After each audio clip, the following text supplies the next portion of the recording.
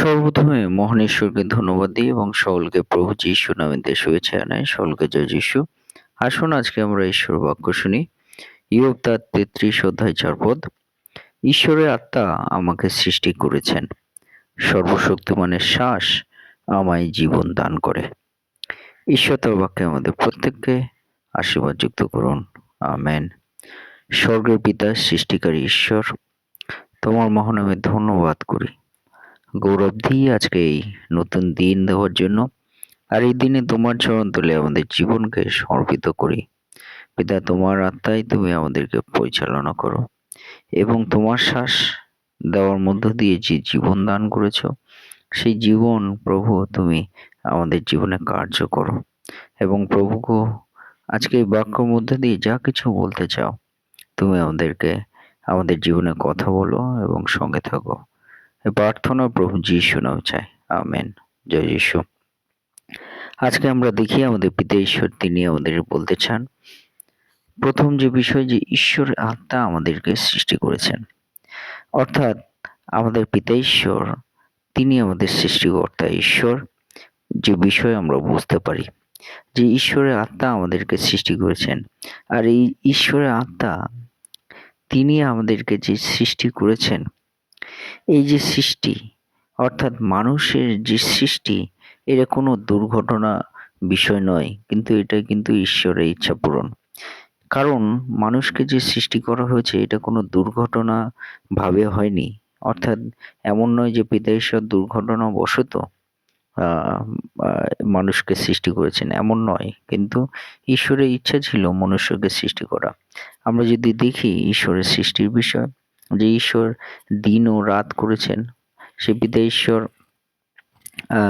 তিনি আকাশমণ্ডল এবং ভূমণ্ডল তিনি করেছেন, এবং তিনি ভূমণ্ডলকে তিনি পৃথক করেছেন, ভূমণ্ডল এবং জলমণ্ডল, এবং তিনি সেই আকাশের জন্য পিতা ঈশ্বর কিন্তু চাঁদ, তারা, সূর্য এগুলো সৃষ্টি করেছেন, এবং এই জলমণ্ডলের জন্য পিতা ঈশ্বর কিন্তু বিভিন্ন জলচর প্রাণী, মাছ, মৎস্য এইগুলো বিভিন্ন কিছু সৃষ্টি করেছেন। তিনি ভূমণ্ডলের জন্য পিতা ঈশ্বর কিন্তু বিভিন্ন ধরনের পশু, বাঘ, সিংহ যা কিছু আমরা দেখতে পারি সমস্ত কিছু পিতা ঈশ্বর কিন্তু সৃষ্টি করেছেন। এবং আকাশের জন্য তিনি সৃষ্টি করেছেন বিভিন্ন উভচর প্রাণী, অর্থাৎ পক্ষী থেকে শুরু করে বিভিন্ন ধরনের যে প্রাণীগুলো আকাশে উড়তে আমরা দেখতে পারি, এই সমস্ত কিন্তু পিতা ঈশ্বর সৃষ্টি করেছেন। এবং আমরা যদি দেখি পিতা ঈশ্বর কিন্তু সে ভূমণ্ডলে বিভিন্ন উদ্ভিদ সমূহ, গাছপালা যা কিছু আমরা দেখতে পাই আজকের দিনেও, সেই সমস্ত কিছু কিন্তু পিতা ঈশ্বর সৃষ্টি করেছেন। এবং শেষে কিন্তু পিতা ঈশ্বর মনুষ্যকে সৃষ্টি করেছেন, অর্থাৎ পিতা ঈশ্বর তার ইচ্ছা ছিল মনুষ্যকে সৃষ্টি করা, এবং সেই জন্যই কিন্তু তিনি এই সমস্ত কিছু সৃষ্টি করেছেন, যাতে মনুষ্য সৃষ্টি হওয়ার পরে সমস্ত কিছু তা সে পেতে পারে। যেমন জল থেকে শুরু করে, গাছপালা থেকে শুরু করে, বিভিন্ন উদ্ভিদ থেকে শুরু করে, যা কিছু সূর্যের আলো থেকে শুরু করে, রাতে জ্যোৎস্না চাঁদের আলো থেকে শুরু করে যা কিছু, চাঁদ, তারা, সূর্য যা কিছু আমরা দেখতে পারি, পশু পক্ষী সমস্ত কিছু কিন্তু এই সমস্ত কিছু কিন্তু সৃষ্টি করা হয়েছিল যাতে মনুষ্য এই সমস্ত কিছু উপভোগ করতে পারে। তাই শেষে কিন্তু ঈশ্বর সুপরিকল্পিতভাবে এবং পরিকল্পনা মাফিক তিনি কিন্তু মনুষ্যকে সৃষ্টি করেছিল। তাই ঈশ্বর যে তার আত্মা দ্বারা মনুষ্যকে সৃষ্টি করেছে, এটা কোনো দুর্ঘটনাবশত নয়, কিন্তু এটা ঈশ্বরের ইচ্ছা ছিল। হালেলুয়া। তাই সেই মনুষ্যরাই কিন্তু আজকে আমরা এই জগতে পেতে এসে উত্তমভাবে সৃষ্টি করেছে, এবং সেই জগৎকে কিন্তু এই মনুষ্যরাই কিন্তু এখন অধিকার হিসেবে সমস্ত কিছু পরিচালনা করছে ঈশ্বরের দয়ায় এবং করুণায়। যে বিষয় আমরা দেখতে পারি যে ঈশ্বর কিন্তু মনুষ্যকে দুর্ঘটনাবশত নয়, কিন্তু ঈশ্বরের ইচ্ছা পূরণ করার জন্য কিন্তু মনুষ্যকে সৃষ্টি করা হয়েছে। কারণ আমরা যেন সেই মনুষ্যরা যে পিতা ঈশ্বর যে তিনি আমাদেরকে সৃষ্টি করেছেন, যেন আমরা তার প্রশংসা গৌরব করি, তার মহিমা করি। তার যে ইচ্ছা পূরণটা কি, তিনি যে আমাদেরকে উত্তমভাবে সৃষ্টি করেছেন, তা এই পৃথিবীতে আমরা সেই মনুষ্যের আধিপত্য আমরা এই জগতে দেখতে পারি। আমরা মনুষ্যরা, তারা আমাদের আধিপত্য কিন্তু এই পৃথিবীর সমস্ত জায়গায় আছে। আর এটা ঈশ্বর তিনি আমাদের উত্তম করে সৃষ্টি করেছেন। সেই জন্যই আমরা যেন সে পিতা ঈশ্বরকে আমরা প্রশংসা এবং গৌরব করি। এটা কিন্তু পিতা ঈশ্বর সেই ছাপ রাখার জন্য কিন্তু মনুষ্যকে সৃষ্টি করেছেন। এই বিষয় কিন্তু আমরা এই বাক্য থেকে জানতে পারি। 2 হলো আমাদের পিতা ঈশ্বর কিন্তু জীবনের ধারক।